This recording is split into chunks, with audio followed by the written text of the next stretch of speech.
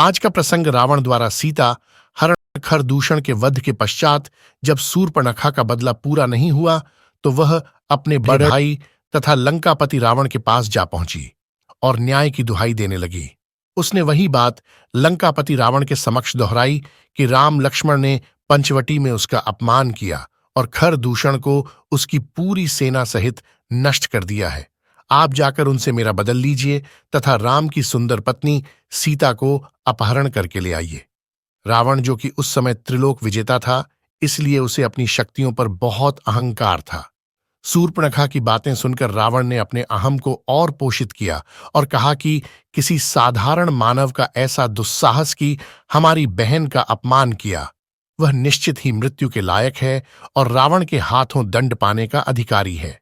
मैं अवश्य ही राम की रूपवती पत्नी सीता का अपहरण कर लूंगा तथा अपनी रानी बना लूंगा। ये विचार करके लंकापति रावण अपने मामा मारीच के पास पहुंचते हैं।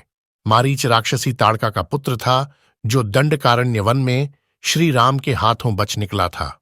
लंकापति रावण अपने मामा मारीच को राम लक्ष्मण के द्वारा शूर्पणखा का अपमान तथा खर दूषण के वध के बारे में बताता है तथा मारीच से यह भी निवेदन करता है कि वह राम की पत्नी सीता के हरण में उसकी सहायता करें। मारीच श्री राम की शक्ति को दंडकारण्य वन में देख चुका था, इसीलिए मारीच बार बार लंकापति रावण को यह समझाने का प्रयत्न कर रहा था कि यह न्यायोचित और धर्मसंगत नहीं है कि आप किसी पराई स्त्री का हरण करें। लेकिन अपने अहंकार के वशीभूत रावण ने मारीच की सभी बातों और तर्कों को खारिज करते हुए कहा कि वह तीनों लोकों का स्वामी है और विश्व की हर सुंदर वस्तु पर उसका अधिकार है।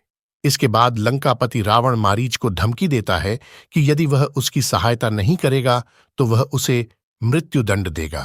रावण द्वारा मृत्युदंड से बचने के लिए मारीच आखिरकार उनकी सहायता के लिए तैयार हो जाता है और सोचता है कि रावण के हाथों मरने से अच्छा ही वह भगवान के हाथों स्वर्ग सिद्धारे और मोक्ष पाए, और पूछता है कि वह रावण की सहायता किस प्रकार कर सकता है।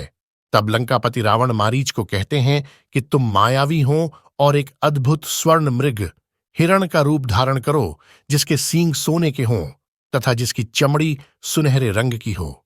ऐसे अद्भुत हिरण को देखकर सीता अवश्य ही उसकी मांग करेगी और राम लक्ष्मण को उसका शिकार करने के लिए बोलेगी। जब राम लक्ष्मण उस सुनहरे हिरण के पीछे पीछे जाएंगे, तब मैं सीता का हरण कर लूंगा। अनमने मन से रावण की बात मानकर मारीच एक अद्भुत सुनहरे हिरण का रूप धारण करके श्री राम की कुटिया की तरफ जाकर विचरण करने लगता है। सीता जी की नजर जब उस हिरण पर पड़ती है तो वह उस स्वर्ण मृग के सुंदर रूप को देखकर मोहित हो जाती है। कुटिया में आकर वह श्री राम लक्ष्मण को उस स्वर्ण मृग के बारे में बताती हैं और इच्छा जाहिर करती हैं कि वह मृग उन्हें चाहिए। श्री राम कहते हैं, यह कुछ छल या मोहमाया है। काफी समझाने के बाद भी जब सीता नहीं मानती तो सीता के इच्छा का मान रखते हुए श्री राम लक्ष्मण को वहीं छोड़कर हिरण रूपी मारीच के पीछे धनुष बाण लेकर चल पड़ते हैं। श्री राम को अपनी ओर आता देखकर योजना के अनुसार मृग के वेश में मारीच कुटिया से दूर भाग जाता है, जिसके पीछे श्री राम भी चले जाते हैं। कुछ समय तक स्वर्ण मृग के पीछे भागते हुए श्री राम उस पर बाण चला देते हैं।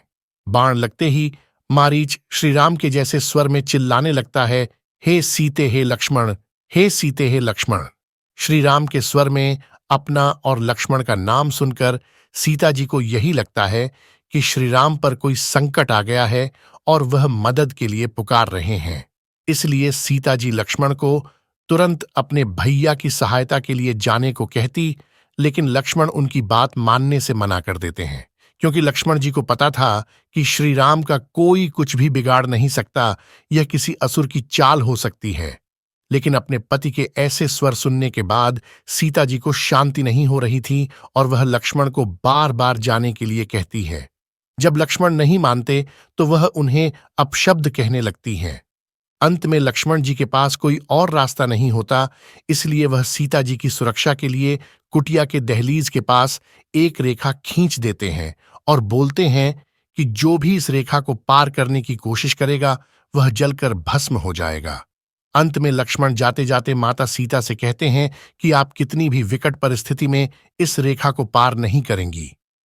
और कोई भी असुर, देव या जीव इस लक्ष्मण रेखा को पार नहीं कर पाएगा, कहकर लक्ष्मण कुटिया से चले जाते हैं। लक्ष्मण के जाते ही कुटिया के आसपास झाड़ियों में छुपा हुआ रावण बाहर निकलता है और कुटिया के अंदर जाने की कोशिश करता है। लेकिन जैसे ही रावण लक्ष्मण द्वारा खींची गई लक्ष्मण रेखा पर पैर रखता है तो उसके पैर जल जाते हैं। बार बार प्रयत्न करने के बाद भी जब रावण कुटिया में प्रवेश नहीं कर पाया तो उसने दूसरी योजना सोची। तब रावण एक साधु का वेश धारण करके कुटिया के बाहर अलख जगाता है। कुटिया के बाहर आए किसी साधु की आवाज सुनकर माता सीता कुटिया से बाहर आती है तो देखती हैं एक साधु उनके दरवाजे पर भिक्षा मांग रहा है। भिक्षा लेकर सीता कुटिया से बाहर आती हैं और लक्ष्मण रेखा के पास आकर खड़ी हो जाती और साधु को बोलती है कि वह आकर भिक्षा ले ले, क्योंकि वह इस रेखा से बाहर नहीं आ सकती। इस पर साधु के भेष में रावण बोलता है कि तुम शायद हमें नहीं जानती हो, हम परम तपस्वी साधु हैं। यदि तुम बाहर भिक्षा लेकर नहीं आई तो मैं तुम्हारे पति को श्राप दे दूंगा। अपने पति श्री राम को साधु क्रोध के अनिष्ट से बचाने के लिए सीता जी रोते हुए लक्ष्मण रेखा को पार करके साधु के पास चली जाती है। फिर बोलती हैं, मुनिवर कृपया करके मेरे पति को श्राप मत देना, मैं भिक्षा लेकर आ गई हूं। सीता जी को अपने समीप आया देखकर रावण अपने वास्तविक रूप में आ जाता है और देवी सीता का हरण करके बलपूर्वक अपने पुष्पक विमान में बैठाकर विमान को आकाश में ले जाता है। देवी सीता अपनी सहायता के लिए श्री राम और लक्ष्मण को पुकारती है, लेकिन कोई भी उनकी सहायता कर पाने में समर्थ नहीं था। जब रावण सीता को पुष्पक विमान में ले जा रहा था तब सीता की मदद की गुहार वहां पर उड़ रहे जटायु नाम के गिद्ध ने सुनी और वह सीता की सहायता करने के लिए रावण से युद्ध करने लगता है। बहुत समय तक युद्ध के बाद रावण अपनी चंद्रहास तलवार से जटायु का एक पंख काट देता है, जिससे वह लुढ़कता हुआ जमीन पर आ गिरता है और दर्द से कराहने लगता है।